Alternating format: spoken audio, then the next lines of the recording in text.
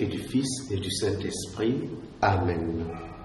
De l'Évangile de Jésus-Christ selon saint Luc au chapitre 2, au verset 22 à 40. Quand fut accompli le temps prescrit par la loi de Moïse pour la purification, les parents de Jésus l'amenèrent à Jérusalem pour le présenter au Seigneur, selon ce qui est écrit dans la loi. Tout premier-né de sexe masculin sera consacré au Seigneur.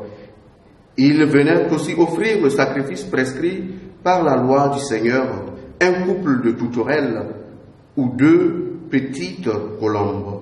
Or, il y avait à Jérusalem un homme appelé Siméon. C'était un homme juste et religieux qui attendait la consolation d'Israël, et l'Esprit Saint était sur lui. Il avait reçu de l'Esprit Saint l'annonce qu'il ne verrait pas la mort avant d'avoir vu le Christ, le Messie du Seigneur.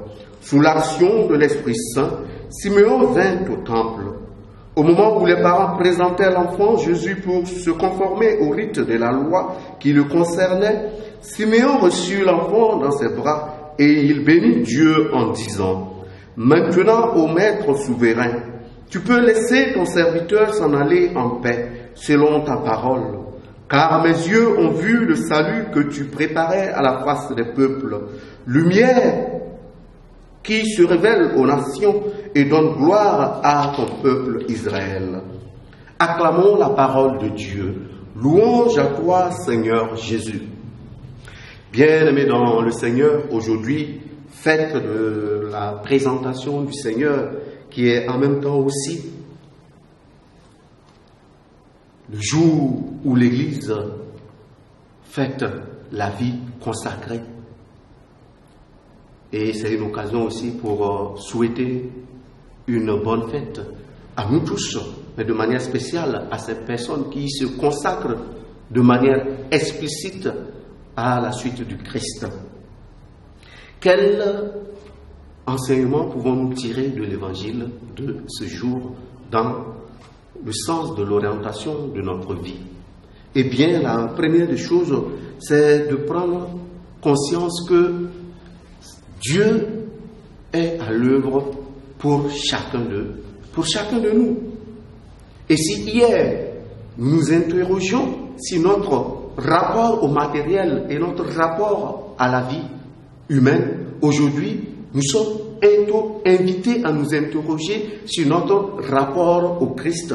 Comment est-ce que nous situons du point de vue de notre existence avec le Christ? Et c'est dans ce sens-là que la consécration prend tout son sens. Cette consécration qui s'ouvre dans une certaine mesure à ce qu'on pourrait appeler à qu'est-ce qui doit être, qu'est-ce qui devra être notre mission dans la société. Autrement dit, c'est dans notre capacité à éclaircir notre rapport au Christ que nous pouvons discerner l'action concrète que nous pouvons amener au sein de la société. L'Évangile nous dit que le Christ, après la présentation, se trouve dans une attitude de croissance, dans une attitude d'accueillir la présence de Dieu qui l'aide à grandir dans la sagesse, notamment à partir de la grâce que le Seigneur l'accorde.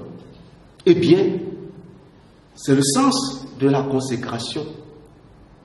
Le sens de la consécration, c'est notre propre sanctification.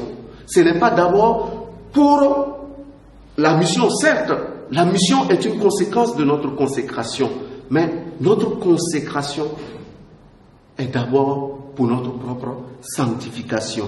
Autrement dit, c'est dans la mesure où nous ouvrons à notre propre sanctification que nous devenons capables de nous mettre au service des autres. Autrement dit, le service aux autres, le service à la charité devient ce qu'on pourrait dire le signe de l'actualisation de notre propre sanctification. Au cours de cette journée, nous allons prier le Seigneur, non seulement pour toutes ces personnes qui se consacrent à lui, de par le service qu'il rend partout dans le monde, mais aussi prier le Seigneur pour que chaque chrétien puisse prendre conscience qu'il est en soi, de par sa nature et de par son être chrétien, une personne consacrée. Loué soit Jésus-Christ.